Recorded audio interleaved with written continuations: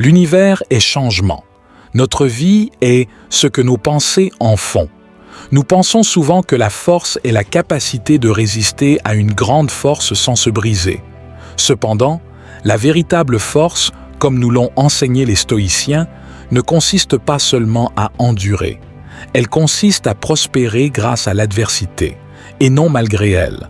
Cette idée, connue sous le nom d'antifragilité, va au-delà de la simple résilience. Les philosophes stoïciens comme Sénèque et Marc Aurèle ne faisaient pas que survivre aux périodes difficiles. Ils transformaient chaque obstacle en opportunité de croissance personnelle. Aujourd'hui, nous allons plonger profondément dans la manière dont adopter un état d'esprit stoïcien peut non seulement changer la façon dont vous faites face aux défis, mais peut fondamentalement transformer votre approche de la vie. Ce n'est pas seulement de la philosophie. C'est un guide pratique pour transformer les inévitables difficultés de la vie en vos plus grands avantages.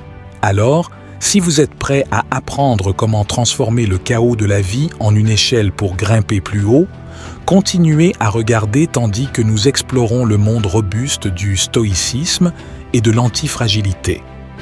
Si vous appréciez ce que nous explorons aujourd'hui, une simple faveur que je vous demanderai est de cliquer sur le bouton « S'abonner » et de ne pas sauter une partie de la vidéo, car chaque morceau se construit sur le précédent pour transformer votre compréhension de la force grâce au stoïcisme. Le paradoxe du bonheur. Dans notre quête du bonheur, nous pourrions supposer que plus nous le recherchons directement, plus nous l'atteindrons. Cependant, la réalité, comme le suggère la philosophie stoïcienne, est assez contre-intuitive. Le bonheur, tout comme un papillon, tend à échapper à ceux qui le poursuivent avec le plus de ferveur. Le stoïcisme nous enseigne que le bonheur résulte non pas de la poursuite directe, mais comme un sous-produit de la vie selon la vertu. Il propose un mode de vie axé sur ce qui est sous notre contrôle, nos actions, réactions et vertus personnelles, plutôt que sur des résultats externes.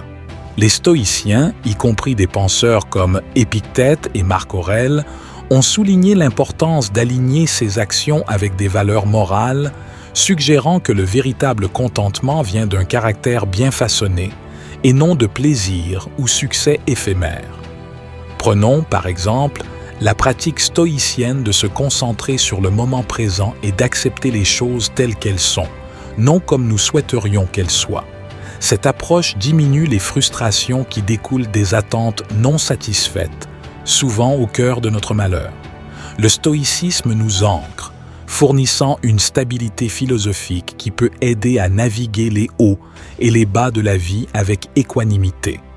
Un autre principe clé du stoïcisme est amor fati, ou l'amour du destin. Ce concept encourage à embrasser tout ce qui nous arrive, y compris la souffrance et la perte, non seulement comme nécessaire mais bénéfique pour notre croissance et notre bonheur. Cette perspective renverse la définition de ce que signifie être heureux. Ce n'est pas l'absence de défis, mais la capacité à les intégrer et à les transformer en croissance personnelle qui définit le véritable bonheur. Dans cette lumière, le paradoxe du bonheur se révèle pleinement. En ne se fixant pas sur le bonheur comme un objectif à atteindre, mais plutôt comme un résultat naturel d'une vie sage et bien vécue, nous nous ouvrons à une forme de joie plus profonde et plus durable, une qui n'est pas ébranlée par les changements de fortune externes. Il s'agit de faire une paix profonde avec le monde tel qu'il est et de trouver dans cette paix un flux constant de joie qui n'est pas conditionné par les caprices des circonstances. Ainsi, si nous réorientons notre parcours vers la construction de la résilience, la culture de la vertu et l'acceptation des épreuves de la vie comme des opportunités de croissance, nous constatons que le bonheur se faufile discrètement par la porte de derrière, sans fanfare, enrichissant nos vies de manière que nous n'aurions jamais pu anticiper. Cette vision stoïcienne offre non seulement une stratégie pour faire face aux inévitables luttes de la vie, mais transforme notre approche entière de la vie, nous faisant non seulement des chercheurs de bonheur, mais des découvreurs de joie profonde. Comprendre l'antifragilité. Cette idée nous invite à une approche transformative des imprévisibilités de la vie. un concept qui va bien au-delà de la simple résilience. Alors que la résilience consiste à rebondir à sa forme originale après un stress ou un échec, l'antifragilité parle de quelque chose de plus dynamique. Il s'agit de devenir plus fort et plus capable grâce aux défis et au stress que nous affrontons, non seulement de les survivre mais de prospérer en conséquence. Dans le domaine de la philosophie stoïcienne, ce concept trouve une résonance naturelle. Le stoïcisme nous enseigne non seulement à accepter, mais à embrasser les épreuves que nous rencontrons. Pensez à la célèbre métaphore stoïcienne du feu. Tout comme le feu consomme les obstacles et croît ainsi, une personne peut utiliser les défis comme carburant pour la croissance et l'amélioration personnelle. Les stoïciens ont souligné que chaque difficulté ou revers est une opportunité de pratiquer des vertus comme la patience, le courage et la résilience, transformant les potentiels négatifs en positifs. L'antifragilité consiste à s'exposer à des facteurs de stress contrôlés pour améliorer sa capacité à gérer des défis plus grands. C'est comme s'immuniser contre la volatilité de la vie. Par exemple, la pratique stoïcienne de l'inconfort volontaire, comme prendre des douches froides ou jeûner, prépare à gérer l'inconfort involontaire avec plus de sang-froid et de force. De plus, l'antifragilité n'est pas seulement une qualité personnelle, mais peut s'appliquer à des systèmes, des organisations et des sociétés. Une entreprise, par exemple, qui apprend et grandit à partir de ses échecs, pensez aux startups qui pivotent en fonction des retours d'utilisateurs, est antifragile. Elle s'adapte et évolue de manière à devenir plus robuste et innovante. Adopter l'antifragilité signifie reconnaître que même si nous ne pouvons pas contrôler tous les aspects de notre vie, nous pouvons contrôler nos réponses. Nous pouvons choisir de voir chaque difficulté comme une étape vers une plus grande sagesse et force. Il s'agit de faire un changement stratégique, passant de la simple endurance de la vie à un engagement actif, utilisant chaque défi comme un catalyseur de croissance. Cette perspective inspirée du stoïcisme nous encourage non seulement à survivre aux tempêtes de la vie, mais à danser sous la pluie, sachant qu'à chaque pas, nous devenons plus aptes à naviguer dans les complexités de la vie. Principe stoïcien et antifragilité. Au cœur du stoïcisme se trouve la croyance que nous devons différencier ce que nous pouvons contrôler de ce que nous ne pouvons pas, en concentrant notre énergie uniquement sur le premier. Cette perspective est cruciale pour développer un état d'esprit antifragile, car elle redirige nos efforts de la résistance futile au changement inévitable vers la croissance adaptive et proactive. L'une des pratiques stoïciennes les plus puissantes est la premeditatio malorum, ou la préméditation des maux. Cela consiste à se préparer mentalement aux défis potentiels en envisageant les pires scénarios. Loin d'être un exercice pessimiste, cette pratique nous équipe d'un sentiment de préparation et de calme face aux adversités réelles. En anticipant les difficultés, nous réduisons leur impact psychologique et transformons notre peur en un avantage stratégique. Cette pratique s'aligne parfaitement avec le concept d'antifragilité, car elle nous encourage à voir les revers potentiels non comme des menaces, mais comme des opportunités de renforcer notre détermination et nos capacités. Un autre principe central du stoïcisme est amor fati, ou l'amour du destin. Cette idée nous encourage à embrasser tout ce qui se passe dans nos vies, y compris les difficultés, avec acceptation et même amour. En accueillant la totalité de nos expériences, nous cessons de résister à l'inévitable et commençons à utiliser chaque situation comme une leçon et un outil de croissance. Ce principe nous apprend à exploiter le chaos inhérent de la vie, le transformant en une source de force et de résilience. Lorsque nous aimons notre destin, nous devenons antifragiles car nous ne voyons plus les défis comme des obstacles à notre bonheur, mais comme des parties intégrantes de notre parcours de développement personnel. Les stoïciens mettent également l'accent sur l'importance des vertus telles que la sagesse, le courage, la justice et la tempérance. Vivre une vie vertueuse signifie aligner constamment nos actions avec ces principes, indépendamment des circonstances extérieures. Cet engagement inébranlable envers la vertu construit une forteresse intérieure que les événements externes ne peuvent facilement ébranler. Par exemple, le courage nous permet de faire face à nos peurs et de prendre des risques, ce qui est essentiel pour la croissance et l'adaptation. La sagesse nous aide à discerner la bonne ligne de conduite face à l'incertitude, garantissant que nous prenons des décisions qui renforcent notre antifragilité. De plus, l'idée stoïcienne de l'inconfort volontaire joue un rôle significatif dans le développement de l'antifragilité. En nous exposant délibérément à des inconforts tels que le jeûne, l'exposition au froid ou des défis physiques, nous entraînons nos esprits et nos corps à gérer le stress plus efficacement.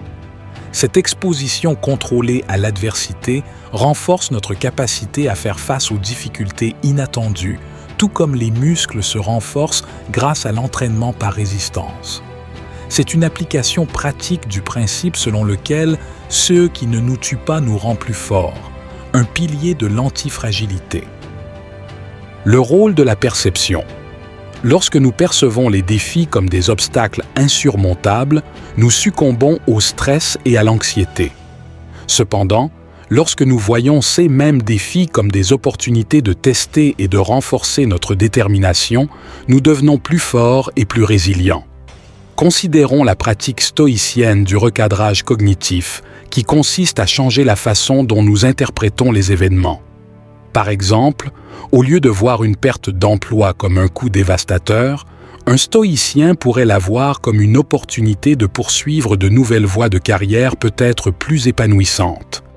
Ce changement de perspective ne modifie pas la réalité de la perte d'emploi, mais transforme l'impact émotionnel et psychologique qu'elle a sur l'individu.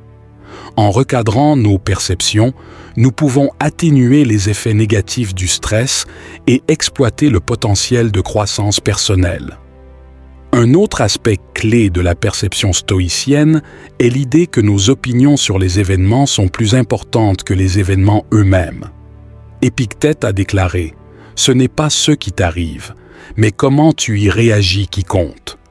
Ce principe nous enseigne que nos réactions émotionnelles sont déterminées par nos jugements et nos croyances sur ce qui s'est passé, plutôt que par les événements eux-mêmes. En remettant en question et en changeant ces jugements, nous pouvons modifier nos réponses émotionnelles et devenir plus résilients. Les stoïciens mettent également l'accent sur l'importance de la pleine conscience pour gérer la perception. La pleine conscience consiste à être présent dans l'instant et à observer nos pensées et nos sentiments sans jugement. En pratiquant la pleine conscience, nous pouvons devenir plus conscients de la façon dont nos perceptions influencent nos réactions et apprendre à les gérer plus efficacement. Cette conscience nous permet de répondre aux défis avec plus de clarté et de calme, renforçant notre antifragilité. Étape: pratique vers l'antifragilité.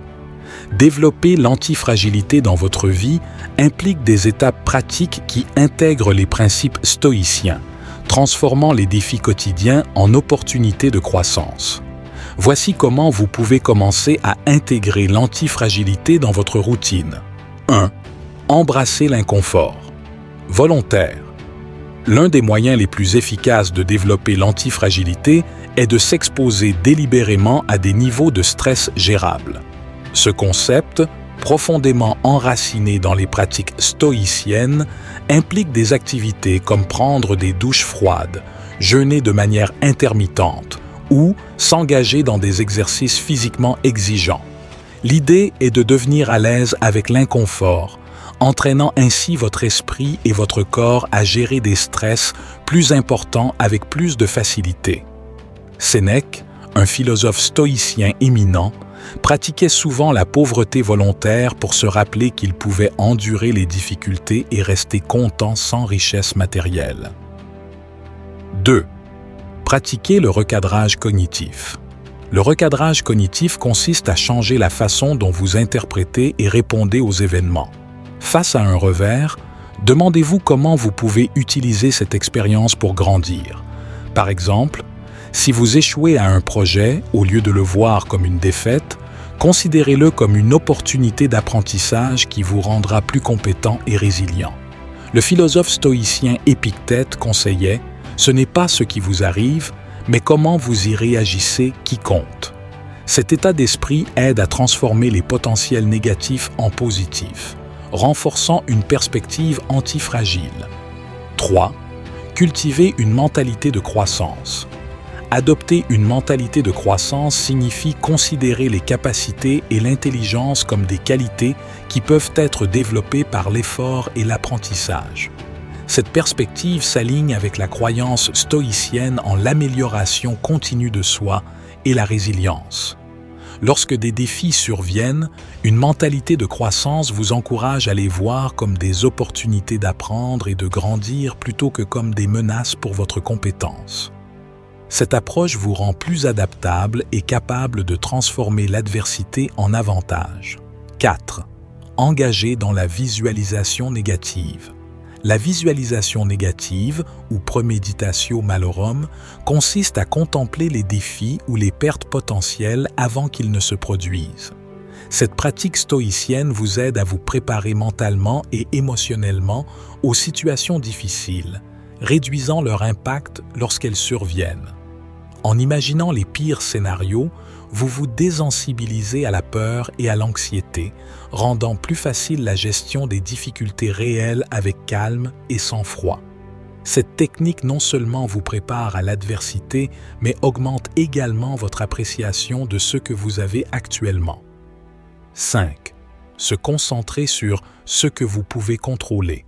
Au cœur de la philosophie stoïcienne se trouve la dichotomie du contrôle, qui différencie ce que nous pouvons et ne pouvons pas contrôler. En concentrant vos efforts sur les domaines sous votre contrôle, tels que vos actions, pensées et réactions, vous conservez votre énergie et réduisez le stress inutile. Cette focalisation favorise la résilience et l'adaptabilité, car vous devenez moins affecté par les événements externes et plus ancré dans vos réponses. Marc Aurèle a souligné « Vous avez le pouvoir sur votre esprit, non sur les événements extérieurs. Réalisez cela et vous trouverez la force. » Intégrer ces étapes pratiques dans votre vie quotidienne peut considérablement améliorer votre antifragilité. En embrassant l'inconfort, en recadrant les défis, en vous concentrant sur ce que vous pouvez contrôler et en construisant des relations solides, vous créez une base pour prospérer au milieu de l'adversité. La sagesse du stoïcisme offre des stratégies intemporelles pour transformer les défis inévitables de la vie en tremplin vers la croissance et la force, vous aidant non seulement à endurer, mais à vous épanouir. La zone douce. Le concept de la zone douce, discuté dans le contexte de l'antifragilité et du stoïcisme, offre une approche transformative pour gérer le stress et l'adversité. Contrairement à la zone dure, où l'on exerce une concentration intense et un contrôle rigide, la zone douce met l'accent sur un état d'esprit plus détendu, adaptable et fluide. Cette approche permet aux individus d'intégrer les perturbations et les défis sans heurts, transformant les obstacles potentiels en opportunités de croissance et d'amélioration. Dans la philosophie stoïcienne, la zone douce peut être vue comme une application pratique de l'idée selon laquelle nous devrions nous concentrer sur ce que nous pouvons contrôler et accepter ce que nous ne pouvons pas. La zone dure représente un état où nous sommes tendus, essayant de contrôler chaque aspect de notre environnement et de nous-mêmes. Cette rigidité nous rend fragiles et enclins à nous briser sous la pression. En revanche, la zone douce consiste à maintenir une flexibilité et une ouverture. Il s'agit de comprendre que bien que nous ne puissions pas contrôler les événements externes, nous pouvons contrôler nos réponses à ceux-ci. Josh Waitzkin, dans son livre The Art of Learning, décrit la zone douce comme un état de conscience douce, mais focalisé. Il s'agit d'être présent et pleinement engagé dans le moment sans être consommé par lui. Cet état d'esprit est similaire à la pratique stoïcienne de la pleine conscience, où l'on observe ses pensées et ses émotions sans jugement. En restant détendus mais attentifs, les individus peuvent s'adapter aux changements et aux défis plus efficacement. Cette approche réduit non seulement le stress, mais améliore également la performance et la prise de décision. La zone douce est également étroitement liée au principe stoïcien de la mort fati ou l'amour du destin. En embrassant tout, ce qui se passe comme nécessaire et bénéfique, nous adoptons un état d'esprit résilient et adaptable. Cette attitude nous permet de suivre les changements de la vie, utilisant chaque expérience comme un tremplin pour la croissance personnelle. Dans la zone douce, nous ne résistons pas ou ne luttons pas contre l'inévitable. Au contraire, nous l'acceptons et l'intégrons dans notre parcours. La zone douce encourage une approche équilibrée entre concentration et relaxation. Il s'agit de trouver le juste milieu où nous sommes engagés et attentifs, mais pas submergés. Cet équilibre est crucial pour maintenir une résilience long terme et une antifragilité. Lorsque nous sommes trop rigides, nous dépensons une énergie excessive à essayer de tout contrôler, ce qui conduit à l'épuisement et à la fatigue. La zone douce, cependant, favorise la durabilité en nous permettant de conserver notre énergie et de nous adapter de manière plus fluide à notre environnement. Pratiquement, cultiver la zone douce implique plusieurs stratégies clés. L'une d'elles est la pratique régulière de la pleine conscience, qui nous aide à devenir plus conscients de nos pensées et émotions sans nous y laisser entraîner. Cette conscience nous permet de répondre aux défis avec clarté et calme plutôt qu'avec réactivité. Une autre stratégie consiste à s'engager dans des activités qui favorisent la relaxation et la flexibilité mentale, telles que le yoga, la méditation ou le tai chi. Ces pratiques aident à entraîner notre esprit et notre corps à rester fluides et adaptables. Enfin, il est essentiel de se rappeler que la zone douce ne signifie pas passivité ou inaction. Au contraire, elle implique une action intentionnelle et bien pensée, guidée par une compréhension profonde de ce qui est sous notre contrôle et de ce qui ne l'est pas. C'est une manière de naviguer dans la vie avec grâce et efficacité, transformant chaque défi en une opportunité de croissance et de renforcement de l'antifragilité. En résumé, la zone douce, inspirée par le stoïcisme et l'antifragilité, nous invite à adopter un état d'esprit flexible et adaptatif face aux défis de la vie. En intégrant les principes de la pleine conscience, de l'acceptation et de l'action intentionnelle, nous pouvons non seulement survivre aux perturbations, mais en sortir plus forts et plus résilients. Cette approche équilibrée nous aide à gérer le stress de manière plus efficace, à améliorer notre bien-être et à transformer les inévitables obstacles de la vie en tremplin vers une plus grande sagesse et force intérieure.